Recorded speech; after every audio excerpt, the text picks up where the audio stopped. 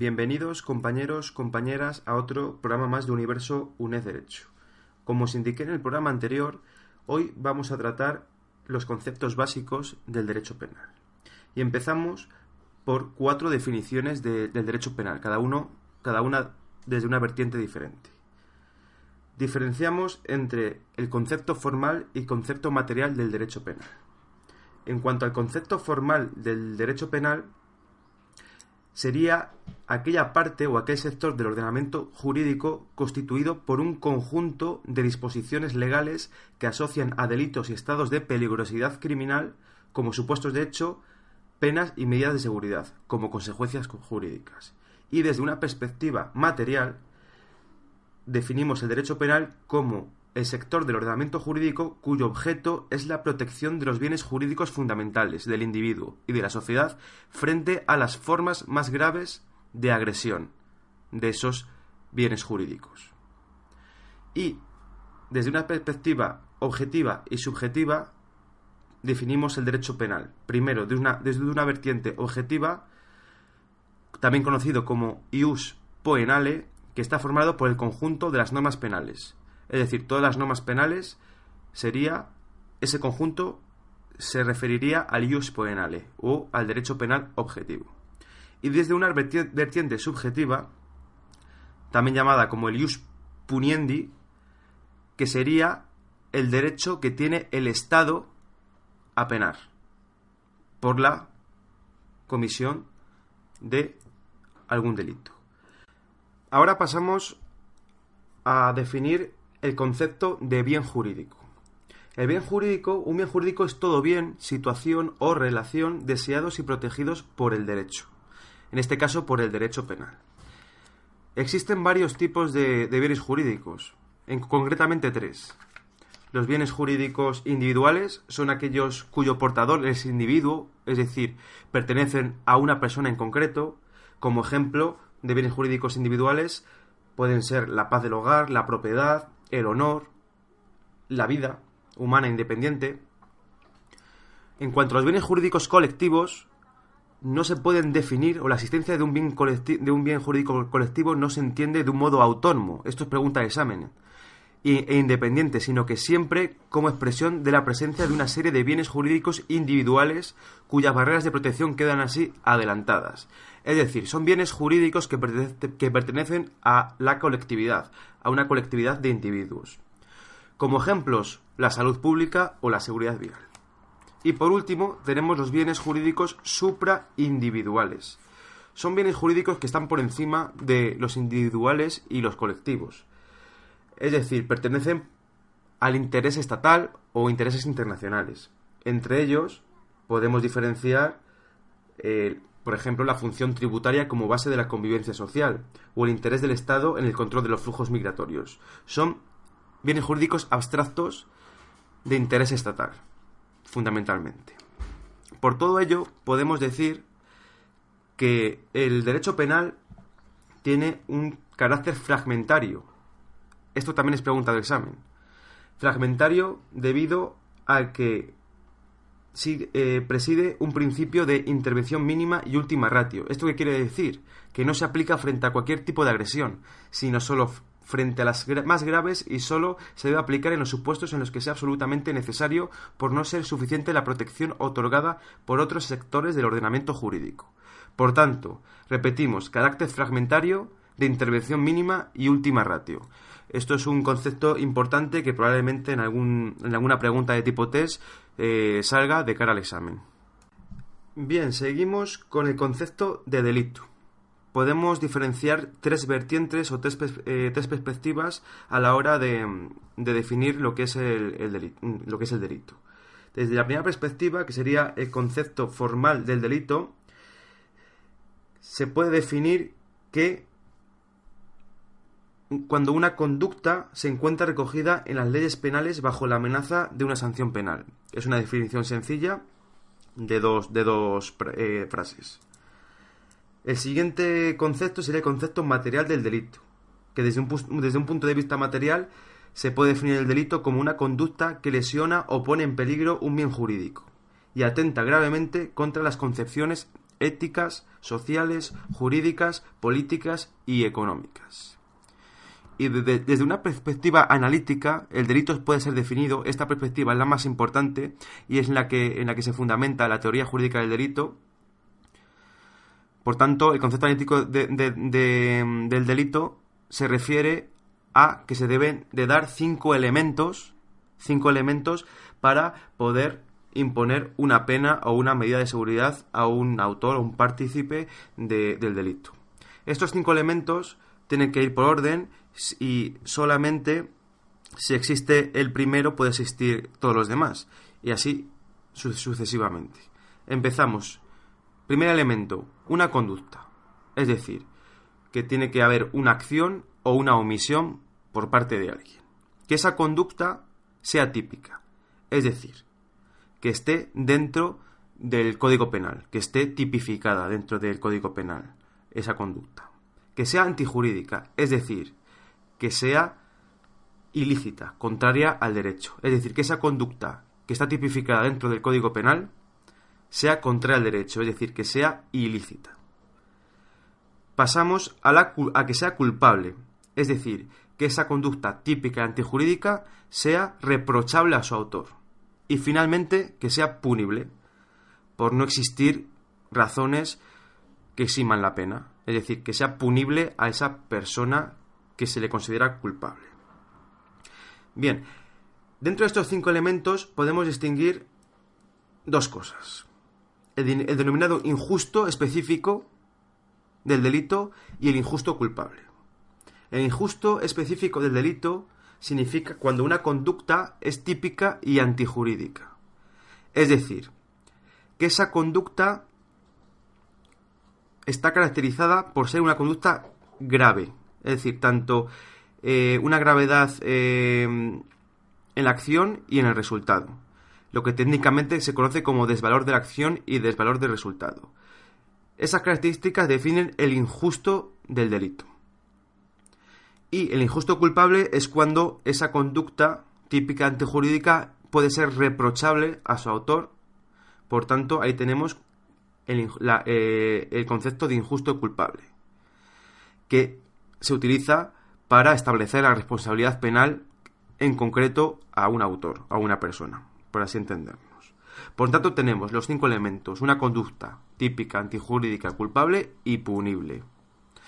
Esto es importante que lo sepáis, esto va a caer, pero vamos, en más de una pregunta de tipo test va a caer este concepto analítico de delito de una forma general, como hemos visto hasta ahora. Luego ya iremos desglosando en los siguientes programas cada elemento de este concepto analítico del delito. Ahora pasamos a las consecuencias jurídicas del delito, es decir, cuando ya está definido un delito, ¿qué consecuencias tiene el haber cometido ese delito? Para ello, nos centramos en las penas y las medidas de seguridad, que son las consecuencias jurídicas del delito, por así decirlo. En cuanto a las penas, su fundamento y fines, debemos distinguir varias teorías. Pero antes de definir las teorías, tanto retributivas de la pena como relativas de la pena, entramos en dos conceptos importantes que van a caer 100% de cara al examen. La retribución y la prevención. Es decir, retribución y prevención como fundamento de la pena. La retribución como fundamento de la pena es la mirada hacia el pasado. Recordad esto, la mirada hacia el pasado. Esto es, hacia el delito cometido. La retribución se centra en la necesidad de compensar el mal causado con la comisión del delito. La pena ha de ser proporcional al delito cometido. Y la prevención, o el pensamiento preventivo como fundamento de la pena, es la mirada hacia el futuro. Existen dos tipos de prevención: la prevención general y la prevención especial. La prevención general es la sociedad frente a futuros delitos. Su objetivo: evitar que los miembros de una sociedad o un determinado colectivo se abstengan de cometer un delito. Como así decirlo, si un delito es cometido habitualmente, esas penas serán mayores para que la sociedad no cometa ese tipo de delitos en el futuro. Dentro de la prevención general tenemos la positiva o ejemplar y la negativa o intimidatoria. La positiva o ejemplar sirve para reforzar la vigencia de las normas en la conciencia de los ciudadanos y de las valoraciones jurídicas. Y la prevención general negativa o intimidatoria tiene que ver con los efectos intimidatorios de la pena en los ciudadanos. Y luego tenemos la prevención especial. La prevención especial es la más importante. El condenado frente a futuros delitos. Es decir, la prevención especial está centrada en la persona del condenado. El fin de una pena orientada es garantizar que el sujeto no vuelva a delinquir. Por tanto, la pena tendrá que ser más gravosa cuanto más peligroso sea el delincuente. Por así decirlo, la prevención especial se centra concretamente en el individuo, para que no vuelva a cometer delitos en el futuro. Jugando con estos dos elementos, con la retribución y la prevención, existen varias teorías de la pena. Existen las teorías absolutas de la pena, las teorías relativas o utilitarias de la pena y las teorías elécticas, unitarias o mixtas de la pena.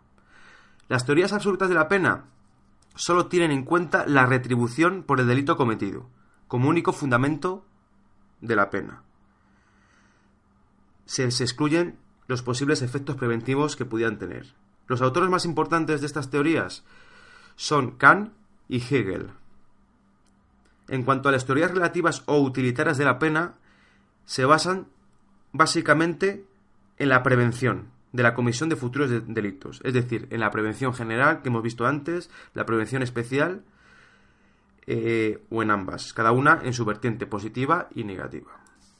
Y las teorías elécticas, unitarias o mixtas de la pena combinan un sistema de retribución con el sistema de prevención, es decir, usan tanto la retribución como la prevención. En cuanto a nuestro sistema, el sistema penal español sigue una concepción o una teoría unitaria de la pena, es decir, combina tanto la prevención como la retribución. Pero nuestra Constitución nos permite seguir solamente una pena o una teoría relativa, es decir, aquellas teorías que se basan en la prevención, únicamente en la comisión de delitos futuros. Pero nuestra Constitución no nos permite basarnos en una teoría absoluta de la pena, es decir, que solo se use el concepto de retribución de la pena. Es decir, que las penas no estén fundadas solamente en la retribución. Dentro de las penas existen varios tipos. Las primeras son las penas privativas de libertad. Suponen la privación de la libertad ambulatoria y llevan aparejada la restricción de otros derechos. Dentro de estas penas privativas de libertad tenemos la prisión permanente revisable, la localización permanente y también la prisión subsidiaria por impago de multa. Luego tenemos las penas privativas de otros derechos, por ejemplo, las inhabilitaciones y suspensiones y prohibiciones de otros derechos. Y las penas pecuniarias, que está la multa. Y en algunos casos el comiso o el decomiso. Aparte de las penas, tenemos las medidas de seguridad y de reinserción social. Las medidas de seguridad y de reinserción social no son penas, por así decir. Solo se basan en la prevención especial. Es decir, en la peligrosidad del individuo que ha cometido el delito. Por lo tanto, solo se basan en la peligrosidad de este individuo. ¿Dónde se pueden aplicar este tipo de medidas de seguridad? En los delincuentes peligrosos, por ejemplo, tanto en imputables como en semi-imputables, y en supuestos de delincuentes habituales. En cuanto a los sujetos que se distinguen dentro del tipo penal, podemos encontrar el sujeto activo, el sujeto pasivo y el perjudicado. El sujeto activo del delito es quien realiza el tipo, pudiendo serlo solo las personas físicas, en general. El sujeto pasivo es el titular del bien jurídico. Por ejemplo, en el delito de homicidio, el sujeto activo sería el homicida y el sujeto pasivo sería el que muere por ese delito. Porque es titular del bien jurídico individual, que es la vida.